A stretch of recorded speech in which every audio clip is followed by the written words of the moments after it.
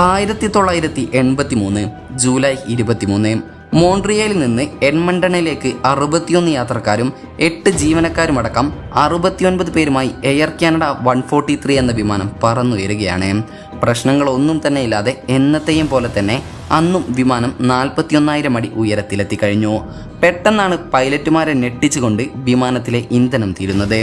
പിന്നെ നടന്നത് ലോകം കണ്ട ഏറ്റവും വലിയ ഹീറോയിസത്തിൻ്റെയും അതിജീവനത്തിൻ്റെയും കഥയാണ്. അതെ, ഹോളിവുഡ് സിനിമകളെ പോലും വെല്ലുന്ന വൈമാനിക ചരിത്രത്തിലെ സംഭവബഹുലമായ ഒരു വിമാനത്തിൻ്റെ കഥയാണ് ഇന്ന് നമ്മൾ കാണാൻ പോകുന്നത്.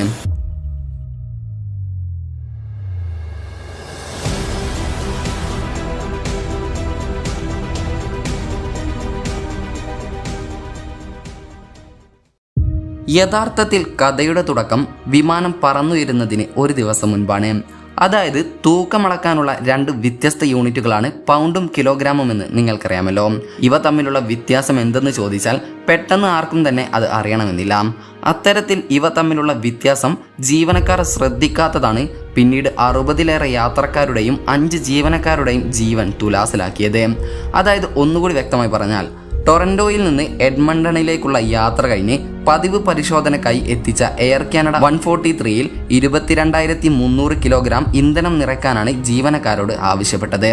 പൗണ്ടിൽ നിന്ന് കിലോഗ്രാമിലേക്കുള്ള മാറ്റം പരീക്ഷണാടിസ്ഥാനത്തിൽ നടത്തുന്ന സമയമായിരുന്നു അത്. പരിശോധന ചുമതലയുള്ള ജീവനക്കാർ കിലോഗ്രാമിന് പകരം പൗണ്ട് അടിസ്ഥാനമാക്കിയാണ് ഇന്ധനം നിറച്ചത്. പൗണ്ടിൻ്റെ ഏകദേശം ഇരട്ടിയാണ് കിലോഗ്രാം എന്ന് പറയുന്നത്. അതുകൊണ്ട് തന്നെ 22,300 കിലോഗ്രാമിന് പകരം ഇത്രയും പൗണ്ട് ഇന്ധനം നിറച്ചതോടെ വേണ്ടതിൻ്റെ പകുതി ഇന്ധനം മാത്രമേ വിമാനത്തിൻ്റെ ടാങ്കിലെത്തിയുള്ളൂ. അതായത് ഏകദേശം 10,115 കിലോഗ്രാം ഇന്ധനം മാത്രം.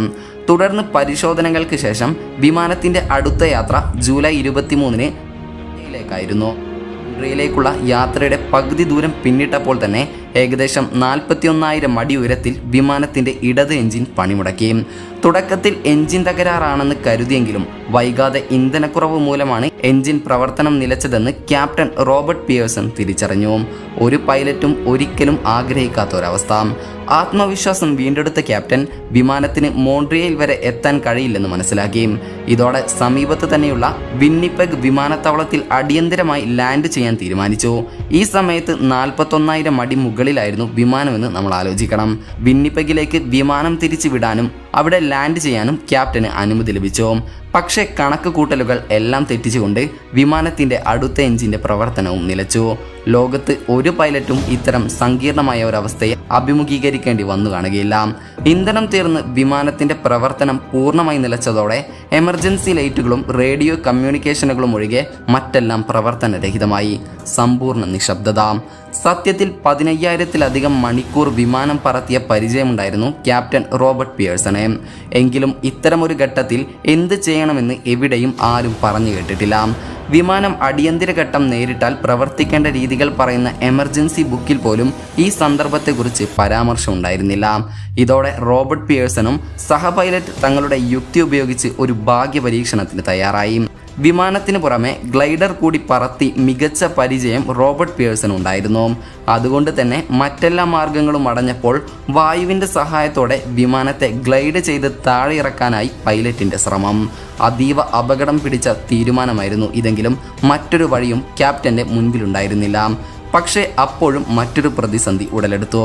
അതിവേഗം താഴുന്ന വിമാനം വിന്നിപ്പെഗ് വിമാനത്താവളം വരെ എത്തുമോ എന്ന കാര്യം സംശയമാണ്. ഇതോടെയാണ് സമീപത്ത് തന്നെയുള്ള ഉപേക്ഷിക്കപ്പെട്ട ഗിംലി നാവിക വിമാനത്താവളം ലാൻഡിങ്ങിന് ഉപയോഗിക്കാൻ ക്യാപ്റ്റൻ തീരുമാനിച്ചത്. പക്ഷേ ഈ വിമാനത്താവളത്തിൻ്റെ സ്ഥാനമോ വിമാനത്തിൻ്റെ നിലവിലെ ആൾട്ടിറ്റ്യൂഡോ വേഗമോ ഒന്നും എഞ്ചിനുകൾ പ്രവർത്തനരഹിതമായതുമൂലം ലഭ്യമായിരുന്നില്ല. നാവികസേന ഓഫീസർ ആയിരുന്നപ്പോൾ ഗിംലി വിമാനത്താവളത്തിൽ നിന്ന് വിമാനം പറത്തിയ പരിചയത്തിലൂടെ എയർപോർട്ടിൻ്റെ ലൊക്കേഷൻ പിയേഴ്സൺ ഏകദേശം ഊഹിച്ചെടുത്തു. ഇനിയാണ് പ്രതിസന്ധികളുടെ ഘോഷയാത്ര. ഇതുവരെ കണ്ടതെല്ലാം ഇൻ്റർവെല്ലിന് മുൻപുള്ള ട്വിസ്റ്റുകളായിരുന്നു എന്ന് പിയേഴ്സണും ക്വിൻ്റലിനും ബോധ്യപ്പെട്ടത് പിന്നീടായിരുന്നു. കാരണം പിന്നീട് അങ്ങോട്ട് സംഭവിച്ച കാര്യങ്ങൾ ഒരുപക്ഷെ സിനിമകളിൽ പോലും കണ്ടാൽ ആരും വിശ്വസിക്കാൻ തയ്യാറാവില്ല. മണിക്കൂറിൽ ഏതാണ്ട് 250 മൈലായിരുന്നു വിമാനത്തിൻ്റെ ഗ്ലൈഡിംഗ് വേഗം. വിമാനത്തിൻ്റെ 3 വീലുകളും ഇതിനകം തന്നെ ലാൻഡിങ്ങിന് തയ്യാറായിരിക്കുന്നു. ഒപ്പം വേഗം നിയന്ത്രിക്കാൻ ഉപയോഗിച്ചത് വിമാനത്തിൻ്റെ ചിറകുകൾക്ക് പുറകിലായി ഉണ്ടായിരുന്ന വിൻഡ് ടർബൈൻ ആയിരുന്നു. ഇതിൽ മുൻവശത്തെ വീലിലാണ് ആദ്യ പ്രതിസന്ധി ഉണ്ടായത്. ഉറച്ചു നിൽക്കാതെ മുന്നോട്ടും പിന്നോട്ടും ആടിക്കൊണ്ടിരുന്ന വീൽ ഉപയോഗിച്ച് ലാൻഡിംഗ് സാധ്യമല്ലെന്ന് ക്യാപ്റ്റൻ വൈകാതെ മനസ്സിലാക്കി. ഇതോടൊപ്പം വിൻഡ് ടർബൈൻ താഴേക്ക് കൂടുതലെത്തി വേഗം കുറയുന്നതോടെ പ്രവർത്തനം അവസാനിപ്പിക്കും. ഇതോടെ വിമാനം എങ്ങോട്ട് തിരിയുമെന്ന് മനസ്സിലാക്കാൻ പ്രയാസമാണ്. അടുത്തതായിരുന്നു ഏറ്റവും വലിയ പ്രതിസന്ധി. ഉപയോഗിക്കാതെ കിടന്ന നാവികസേന വിമാനത്താവളം പ്രാദേശിക റേസിംഗ് മത്സരങ്ങൾക്കായി ഉപയോഗിക്കുന്ന ട്രാക്കാക്കിയ കാര്യം ആരും അറിഞ്ഞിരുന്നില്ല. ക്യാപ്റ്റനോ എയർ ട്രാഫിക് കൺട്രോളിലുള്ളവരോ ഇക്കാര്യത്തെക്കുറിച്ച് ബോധവാന്മാരല്ലായിരുന്നു. വിമാനം ലാൻഡിങ്ങിനായി അടുക്കുമ്പോൾ ഈ ട്രാക്കിൽ റേസ് നടന്നുകൊണ്ടിരിക്കുകയായിരുന്നു. വിമാന റൺവേയും ട്രാക്കിന്റെ ഭാഗമായിരുന്നു. കൂടാതെ റേസിന് കാഴ്ചക്കാരായും നിരവധി പേർ വിമാനത്താവളത്തിലുണ്ടായിരുന്നു. ഇവരുടെ മധ്യത്തിലേക്കാണ് വിമാനം ലാൻഡ് ചെയ്യാൻ എത്തിക്കൊണ്ടിരുന്നത്, അതും സമ്പൂർണ്ണ നിശബ്ദതയിൽ. എഞ്ചിനുകൾ പ്രവർത്തിക്കാത്തതിനാൽ തൊട്ടടുത്ത് എത്തും വരെ ഈ വിമാനം റേസിനായി എത്തിയവർ കണ്ടിരുന്നില്ല. ആൾക്കൂട്ടത്തിന് നടുവിലേക്കാണ് നിയന്ത്രണം വിട്ട വിമാനം ഇടിച്ചിറങ്ങിയത്. പക്ഷേ അത്ഭുതകരമായി സംഭവിച്ച 2 കാര്യങ്ങളാണ് ഒരു വലിയ ദുരന്തം സംഭവിക്കുമായിരുന്ന ഈ ലാൻഡിങ്ങിനെ ഏതാണ്ട് പൂർണ്ണമായും സുരക്ഷിതമാക്കി മാറ്റിയത്.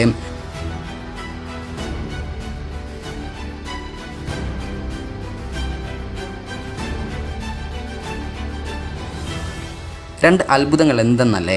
ഒന്നാമതായി, നിയന്ത്രണം നഷ്ടപ്പെട്ട മുൻവശത്തെ വീൽ ലാൻഡിംഗ് സമയത്തെ ശക്തി മൂലം തിരികെ ഉള്ളിലേക്ക് തന്നെ പോയി എന്നുള്ളതാണ്.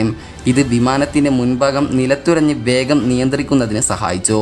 മാത്രമല്ല, ഇടിച്ച ശേഷം വിമാനത്തിൻ്റെ മുൻഭാഗം ഉയർന്നത് തുടർച്ചയായുള്ള ഉരസൽ ഒഴിവാക്കി വേഗത്തിൽ തീ പിടിക്കുന്നതിന് തടയുകയും ചെയ്തു.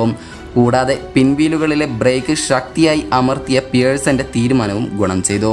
ഇത് വിമാനത്തിൻ്റെ ബാലൻസ് നഷ്ടപ്പെടാതിരിക്കാൻ സഹായിച്ചു. അതുകൊണ്ട് തന്നെ റൺവേക്ക് ഇരുവശവും റേസ് കാണാൻ തടിച്ചുകൂടിയവരുടെ നേരെ വിമാനം ഇടിച്ചു കയറിയതുമില്ല. ഉരസലിൻ്റെ ഭാഗമായി വിമാനത്തിൻ്റെ മുൻഭാഗത്ത് നേരിയ തോതിൽ തീ പടർന്ന് കോക്പിറ്റിൽ പുക എത്തിയെങ്കിലും അത് വേഗത്തിൽ തന്നെ അണയുകയായിരുന്നു. കൂടാതെ വളരെ വേഗത്തിൽ എമർജൻസി വാതിൽ വഴി യാത്രക്കാരെ പുറത്തിറക്കുകയും ചെയ്തു. യാത്രക്കാർക്കോ ജീവനക്കാർക്കോ സാരമായ പരിക്ക് ഈ അപകടത്തിൽ സംഭവിച്ചില്ല എന്നതും ആശ്വാസകരമായിരുന്നു. എന്നാൽ ക്യാപ്റ്റൻ പിയേഴ്സണും സഹ പൈലറ്റിനും പിന്നീടുള്ള കാര്യങ്ങൾ അത്ര എളുപ്പമായിരുന്നില്ല. വിമാനത്തിന്റെ ടേക്ക് ഓഫിന് മുൻപ് ഇന്ധനം ശ്രദ്ധിക്കാതിരുന്നതിന് അപകടകരമായ അശ്രദ്ധയുടെ പേരിൽ ക്യാപ്റ്റൻ പിയേഴ്സനെ അനിശ്ചിതകാലത്തേക്കും സഹ പൈലറ്റ് കിൻഡലിനെ 6 മാസത്തേക്കും സസ്പെൻഡ് ചെയ്തു. പക്ഷേ ഇവർ അപ്പീൽ നൽകി തങ്ങളുടെ ജോലി തിരികെ വാങ്ങി എന്ന് മാത്രമല്ല, പിന്നീടുള്ള സർവീസിൽ ഏതാണ്ട് 7000ഓളം മണിക്കൂർ പിയേഴ്സൺ അപകടങ്ങൾ കൂടാതെ വിമാനം പറത്തുകയും ചെയ്തു. അപകടം നടന്ന് 3 ദിവസത്തിനു ശേഷം അറ്റകുറ്റപ്പണികൾ പൂർത്തിയാക്കി എയർ കാനഡ 143 തിരിച്ചെത്തി. 25 വർഷങ്ങൾക്ക് ശേഷം 2008 ഈ വിമാനം സേവനം അവസാനിപ്പിച്ചത്. 2014 വിമാനം പൊളിച്ചു വിൽക്കുകയും ചെയ്തു. ഏതായാലും ലോകത്ത് എല്ലാ പൈലറ്റുമാർക്കുമുള്ള ഒരു പാഠമാണ് എയർ കാനഡ 143യുടേത്. ഈ സംഭവത്തെക്കുറിച്ച് നിങ്ങൾക്ക് എന്താണ് തോന്നുന്നതെന്ന് കമൻറ്റ് ചെയ്യാൻ മറക്കരുത്. കൂടാതെ ഈ വീഡിയോ ഇഷ്ടപ്പെട്ടാൽ വീഡിയോക്ക് ലൈക്ക് ചെയ്യാനും വീഡിയോ ഷെയർ ചെയ്യാനും നമ്മുടെ ഈ ചാനൽ സബ്സ്ക്രൈബ് ചെയ്യാനും വിട്ടുപോകരുത്. അപ്പോൾ അടുത്തൊരു രസകരമായ വീഡിയോയുമായി വരുന്നത് വരെ ഗുഡ് ബൈ.